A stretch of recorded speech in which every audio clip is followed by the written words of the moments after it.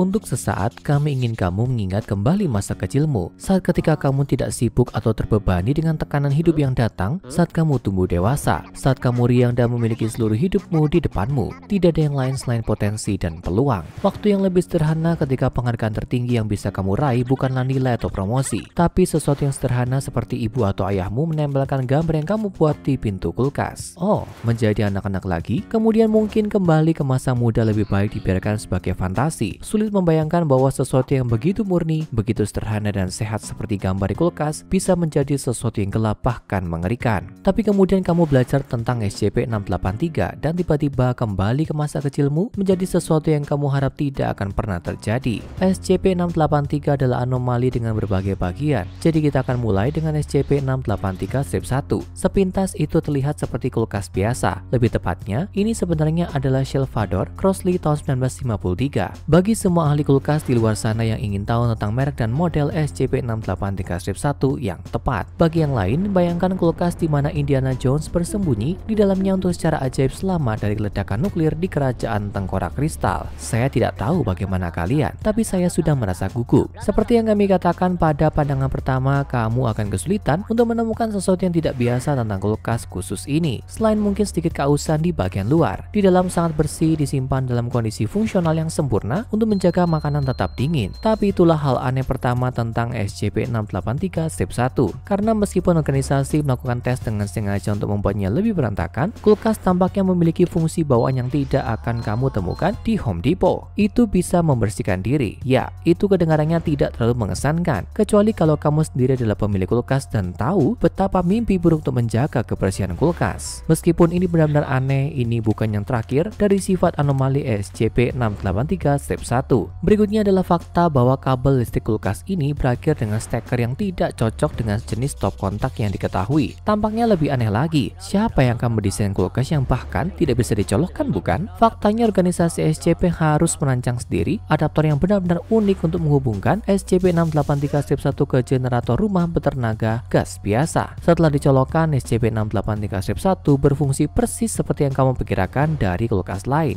Semacam begitu. Sudah waktunya kita beralih ke komponen kedua SCP-683 yang ditunjuk sebagai SCP-683-2. Sekali lagi, seperti kulkas, itu entah bagaimana ditempelkan. Pada pandangan pertama, bagian ini terlihat sangat biasa. Ini adalah gambar dibuat dengan spidol dan pensil, mungkin oleh seorang anak berusia antara 5 dan 7 tahun. Ada bukti kerusakan air sedang pada kertas, tapi sekali lagi tidak ada yang aneh untuk dilihat. Bahkan subjek gambar anak ini cukup biasa, hanya beberapa coretan dari lanskap pegunungan yang menyenangkan, rumah, sumur, anjing, sosok mengenakan jubah koki, dan tentu saja matahari antropomorfik dengan wajah tersenyum. Sekarang tentu itu mungkin tidak terdengar terlalu mengesankan, tapi kami menyarankan untuk tidak mengatakan hal seperti itu dengan keras. Mengkritik gambar adalah komentar yang mungkin kamu harap tidak kamu lakukan. Sama seperti ketika kamu mengisi bagian komentar kami dengan meme dari Among Us. Setiap orang yang membuat komentar negatif atau meremehkan tentang gambar SCP-683-2 atau mencoba melepas kertas dari pintu kulkas SCP-683-1 akan mengalami nasib buruk dan mengerikan. Lain waktu mereka mencoba makan apapun, orang ini akan menderita kerusakan besar yang tidak dapat diperbaiki pada organ dalam mereka, bersama dengan kulit dan jaringan otot mereka. Ini sangat menyedihkan, menyebabkan rasa sakit yang menyiksa subjek saat organ dan kulit mereka meleleh. Jumlah yang hilang sama dengan massa makanan yang mereka makan. Dengan setiap gigitan, mereka akan kehilangan lebih banyak dan lebih banyak lagi dari tubuh mereka. Proses menyakitkan tidak akan berhenti sampai mereka menelan 0,42 kg makanan. Lebih buruk lagi, prosesnya tampaknya tidak menargetkan organ apapun yang akan membunuh subjek dengan segera. Mereka dibuat menderita dengan rasa sakit yang luar biasa, dihukum dengan siksaan karena berani mencoba melepaskan gambar dari kulkas. Setiap dan semua subjek akan mati dalam waktu 26 hari setelah gigitan terakhir itu, dan dengan demikian kehilangan bagian terakhir dari diri mereka sendiri. Tapi kemana perginya bagian tubuh orang-orang ini? Tentunya mereka tidak menghilang, kamu pasti berpikir. Dan kamu benar. Dalam kasus seperti ini, komponen ketiga misteri SCP-683 terungkap. Disebut sebagai SCP-683-3, kantong makan siang kertas coklat akan muncul di dalam kulkas SCP-683-1, berisi berbagai macam makanan yang suram dan seram. Pada setiap kesempatan, kantong berisi sandwich dengan isian yang cukup menjijikkan, daging dan jeroan orang terakhir yang berani mengkritik gambar di kulkas. Ada juga kantong plastik ziplock di mana kamu akan menemukan bagian lain dari organ dan daging curian dari orang yang tidak beruntung ini bersama dengan 3 kue coklat. Anehnya ini sebenarnya adalah kue yang benar-benar normal tanpa jejak DNA atau kelainan lainnya. Setiap saat ada juga satu item terakhir yang berbentuk isi SCP-683-3 dan itu adalah catatan yang berbunyi, "Jadilah anak yang baik hari ini." Catatan ini memiliki tulisan tangan yang sama seperti yang muncul di permukaan luar kantong kertas di mana di atasnya tertulis satu nama, Eric. Sekarang bagi kalian yang mengetahui tentang berbagai anomali dari organisasi SCP, nama yang sederhana dan biasa itu mungkin terdengar sangat familiar. Itu adalah nama yang sama yang disebutkan oleh anomali lain yang dikenal sebagai SCP-066. Sedikit info untukmu, SCP-066 adalah pola benang hidup yang menunjukkan perilaku ramah terhadap staf organisasi. Namun selama percobaan seutas benang dipotong dari tubuh SCP-066.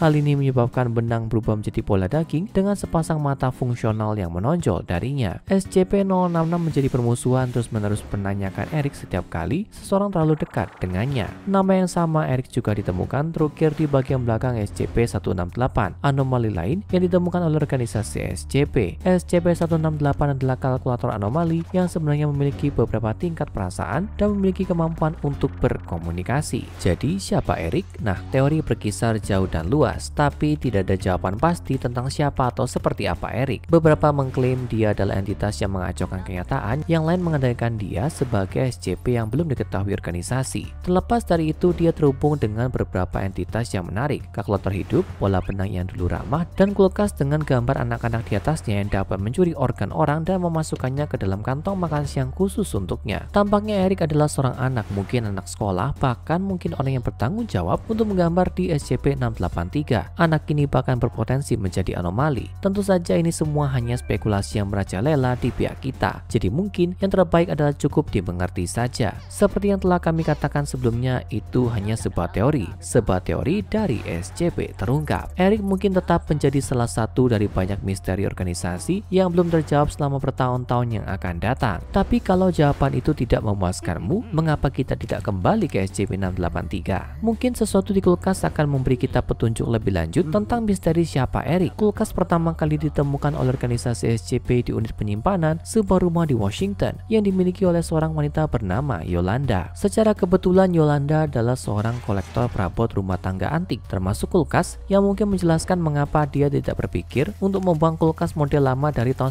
1950-an. Menurutnya, dia menemukan SCP-683 ditinggalkan begitu saja di sudut jalan terdekat tanpa ada orang di sekitar yang bisa meninggalkannya di sana atau siapapun yang mungkin mengangkutnya ke tempat pembuangan sampah setempat. Untuk membantunya memindahkan kulkas, Yolanda meminta bantuan keponakannya yang setuju untuk turun tangan dan membantu membawa SCP-683 kembali ke rumahnya. Sayangnya keponakannya meninggal hanya 2 minggu kemudian, tampaknya karena komplikasi medis yang datang sebagai akibat dari hernia menurut sertifikat kematiannya. Mungkinkah keponakan Yolanda adalah Eric yang misterius dan sulit dipahami? Mungkinkah sesuatu terjadi padanya setelah kematiannya yang membuatnya menjadi semacam anomali? Siapa yang bisa bilang begitu? Kita hanya bisa menebak-nebak dan berharap suatu saat bisa mendapatkan jawaban lengkap. Mengapa Yolanda tidak pernah menderita efek SCP-683? Dia tidak pernah benar-benar mencoba untuk melepas SCP-683-2 dari kulkas. Ketika ditanya mengapa, dia hanya menjawab, "Ini gambar kecil yang bagus, bukan? Mengapa dilepas?" Mungkin saja. Itu bahkan mungkin mengingatkannya pada keponakannya. Akan menjadi ide yang sia-sia dan bodoh bagi Yolanda untuk bahkan mencoba melepas gambar itu bagaimanapun caranya. Karena siapapun yang mencoba akan menderita proses yang menyakitkan dan mengerikan, kehilangan organ mereka dan membuatnya muncul di kantong kertas makan siang Eric. Bahkan api tidak dapat melepas gambar dari kulkas. Setidaknya tidak secara permanen, menunjukkan bahwa bahkan kertas yang digambar memiliki sifat anomalinya sendiri. Pada 3 kesempatan terpisah, organisasi SCP telah mencoba untuk menguji ini, membakar SCP-683-2 dengan tidak lebih dari korek api. Setiap saat lukisan itu dibakar menjadi abu sampai tidak ada yang tersisa. Tapi dalam 68 jam, SCP-683-2 telah kembali ke perlengkapan permanennya di pintu kulkas. Seolah-olah tidak ada yang terjadi. Menariknya, anggota tingkat D yang diinstruksikan untuk membakar gambar tidak mengalami efek anomali SCP-683 yang biasa. Hal serupa terjadi jika banyak orang mencoba untuk menghapus SCP-683-2 atau mengatakan sesuatu yang negatif terhadap gambar tersebut. Dalam kasus seperti ini, hanya orang pertama yang melontarkan komentar yang meremehkan atau mencoba merobek gambar dari kulkas yang akan menderita siksaan yang lama dan menyakitkan dengan pengambilan organ diikuti dengan kematian. Sekarang kalau kamu mengingat kembali video sebelumnya, kami memberitahumu bahwa seseorang yang mencoba melepaskan atau meremehkan SCP-683-2 hanya akan mengalami kekurangan organ yang tidak wajar saat mereka memakan sesuatu. Jadi kamu pasti berpikir bahwa cara menghindarinya adalah dengan tidak makan, berpuasa, dan tidak makan satu kali pun. Dan ya, kamu benar, itu mencegah efek anomali dari kulkas dan gambar. Tapi juga berarti kamu menuju kematian yang lebih lambat dan menyakitkan karena kelaparan. Sampai saat ini, 2 subjek uji organisasi yang berbeda telah meninggal dengan cara ini dengan menolak makan setelah berinteraksi dengan SCP-683. Benar, organisasi SCP kemungkinan besar ada diiring-iringan seluruh anomali berbeda yang dapat membuat seseorang tetap hidup tanpa membutuhkan makanan. Tapi kamu tahu seperti apa mereka kan? Organisasi hampir tidak mungkin membagikan kunci untuk bertahan hidup tanpa harus makan. Dan begitulah teman-teman, itu SCP-683. Jangan khawatir, kemungkinan besar kamu tidak akan pernah menemukannya. Organisasi menyimpannya dengan aman di dalam sel yang dilengkapi dengan pintu baja dan engsel yang diperkuat. SCP-683 tetap tertutup kain besar untuk mencegah anggota melihatnya saat kulkas tidak digunakan untuk penelitian atau eksperimen. Tapi kamu mungkin bertanya-tanya, bagaimana jika itu bukan satu-satunya kulkas dengan sifat-sifat aneh ini? Lagi pula jarang ada produsen yang hanya membuat satu kulkas dengan model tertentu. Mungkin kamu sebaiknya berhati-hati saat mengunjungi seseorang dengan kulkas model lama di dapur mereka. Dan untuk amannya, kalau ada gambar yang ditempelkan di pintu kulkas, biarkan di tempatnya. Sekarang tonton grafiti hidup pembunuh SCP-1155, seni jalanan predator, dan gambar hidup SCP-085, case yang digambar tangan untuk lebih banyak seni yang benar-benar muncul dari lembaran.